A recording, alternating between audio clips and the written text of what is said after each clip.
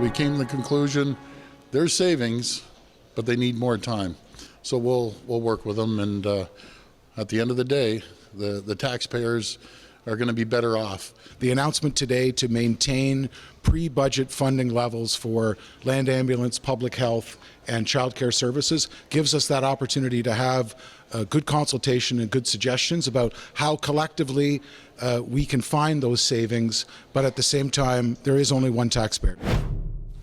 Ontario Premier Doug Ford had resisted weeks of pressure from municipalities over funding cuts, but today he gave in, announcing he would cancel the retroactive cuts planned for this year.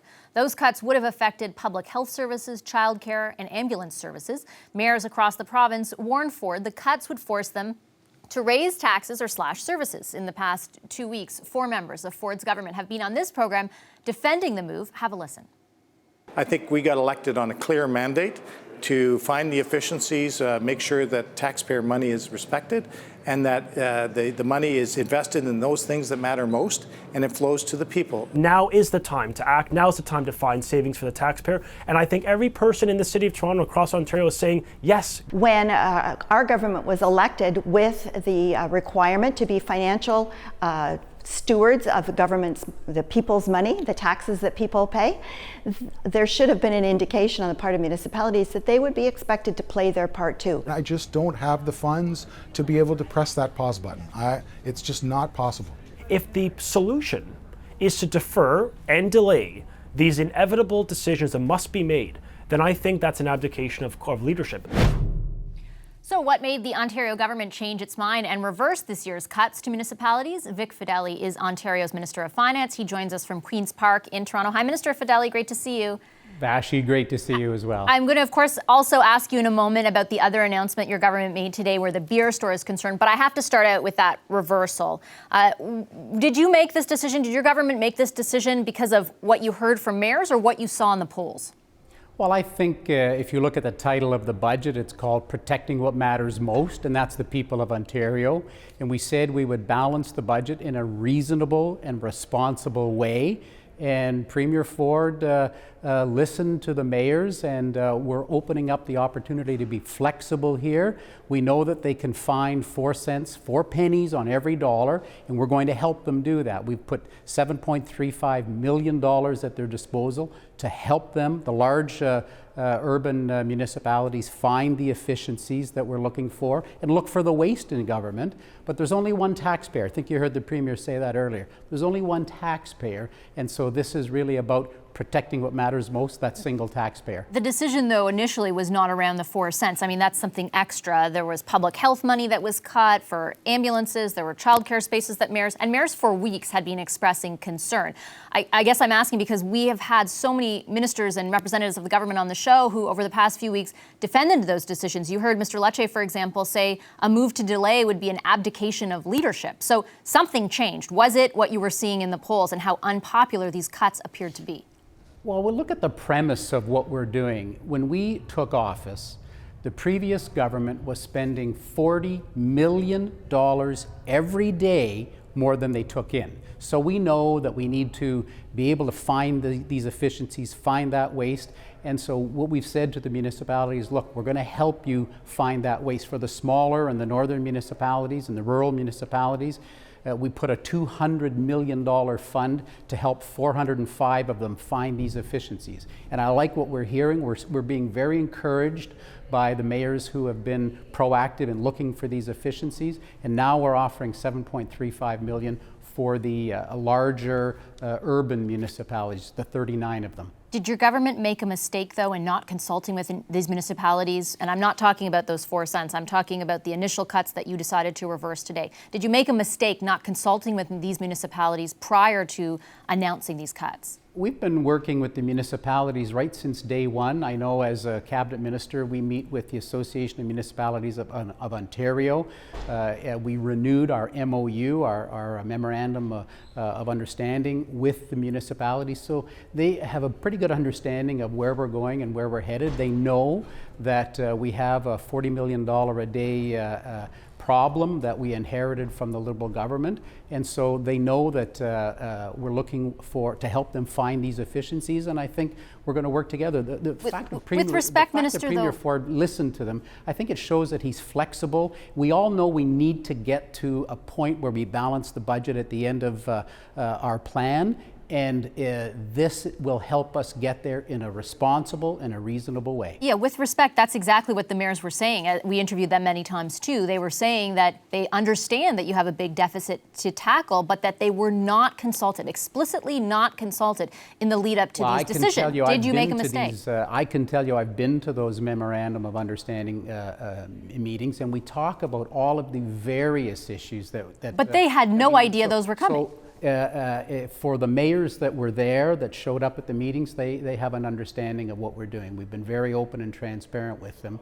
But I can tell you, they all want to get to the same place. They know that there's easily 4 cents to find. We said we would find 4 cents on every dollar, and in fact, we've found almost 8 cents, 8 pennies on every dollar spent. So we're but not just on efficiencies, Minister. For the most part, yes. We've shown them, like OHIP Plus, where we, in the first day in office, we saved $300 million in efficiencies by changing the way OHIP Plus is. Nobody lost a job. Nobody has any less service than they had the day before. We just did it differently and saved $300 million. That was day one. You know, critics but critics are going to say that there are teachers who are losing jobs. It's not just efficiencies. I take your point around some of the things you're talking about, but that wasn't all you were asking municipalities. You were not asking municipalities just to find efficiencies. You were saying that public health money would be cut. Yeah, but through efficiencies, they can find efficiencies. And I sat on the health unit for years when I was mayor of the city of North Bay, and I can tell you that anybody who says there's no waste in government really needs to take a good look, and that's why we're giving them the money to help them look inward at where they can find the waste.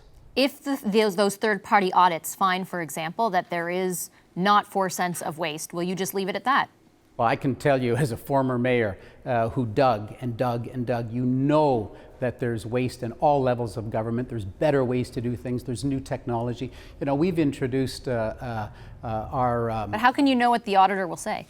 Yeah, well, I'm just thinking about programs like Digital First. You know, there are many new ways to do programs. Right now, for instance, as an efficiency that we talk about, we're saying you can go and get your driver's license, you can go and get your vehicle registration, your OHIP card. You can now do it online instead of only through Service Ontario. That's going to save the taxpayer $33.5 million a year. We're showing the municipalities, the agencies, the boards, and the commissions, look, there are ways to do things that are modernized or transformative or digitized for that matter, and we're encouraging them to join us and find those 4 cents on the dollar. Let me move on to the announcement that you made earlier today, and that is about ending the monopoly on beer sales. How much will ending the contract with the beer store cost Ontario taxpayers? Well, I think it would be premature for anybody, and quite frankly, irresponsible for anybody to think that there's going to be a cost. We're bringing legislation in, and the legislation is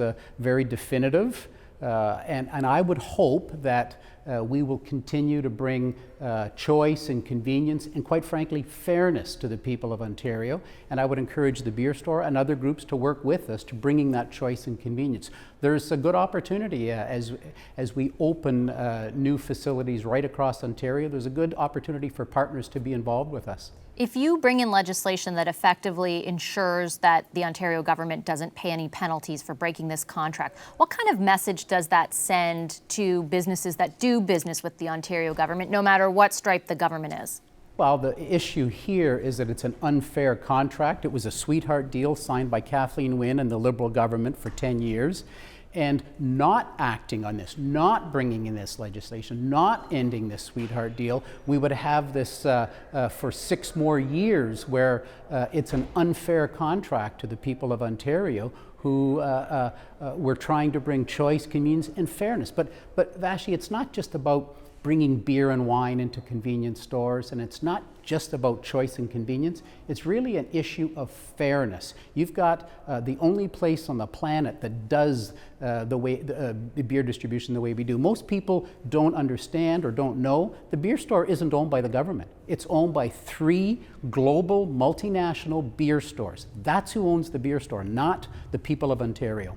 So, but on the issue of the idea that the government has put forward, you know, that Ontario was open for business again and that kind of idea, I'm just wondering what kind of message you're sending if a contract. I understand you disagree with the merit of the contract, but it still was signed by by the Ontario government. So, what does it tell business if you're willing to break that?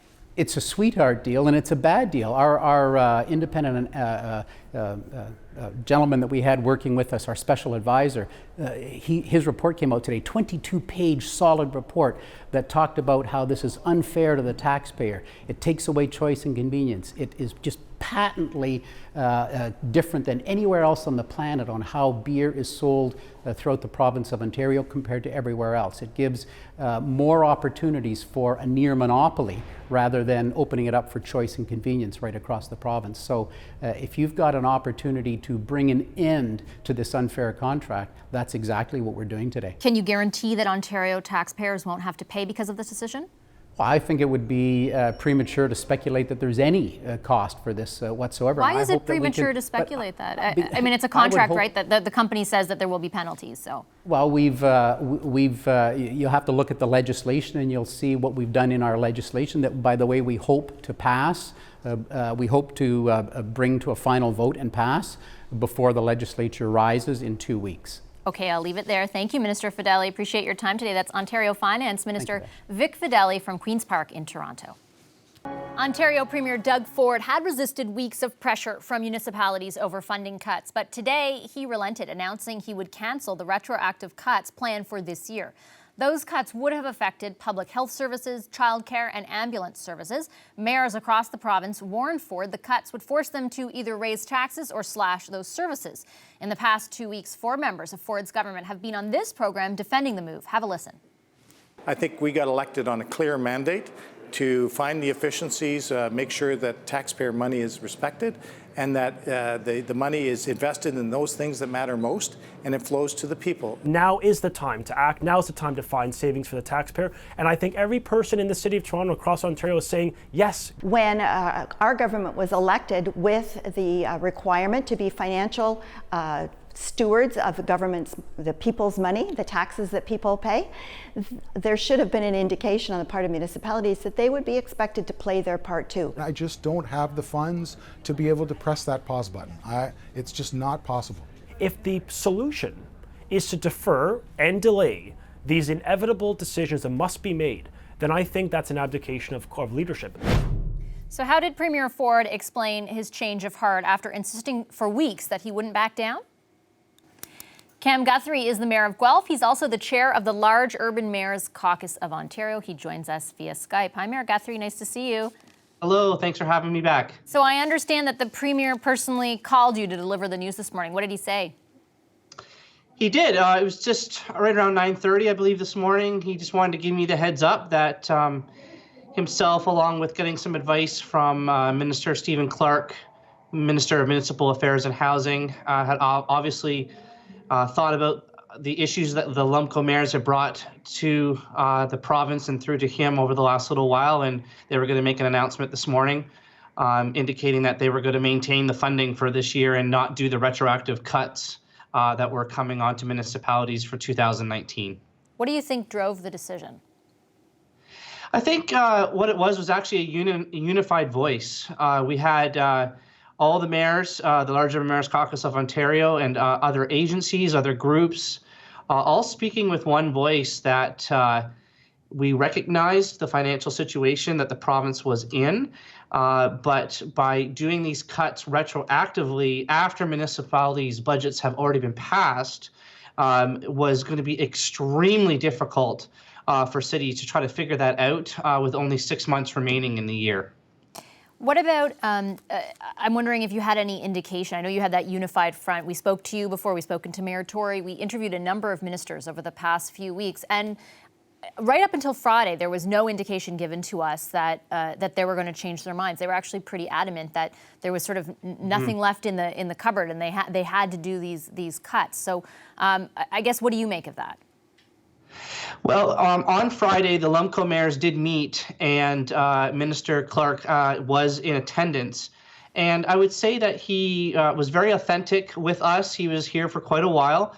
He did a lot of listening, and that was appreciative. And he promised after listening to us that he was going to take these issues back to the caucus table at the provincial government. And, with the quick turnaround just from Friday till Monday, obviously, we made that impact for them to change their mind. And we are very thankful.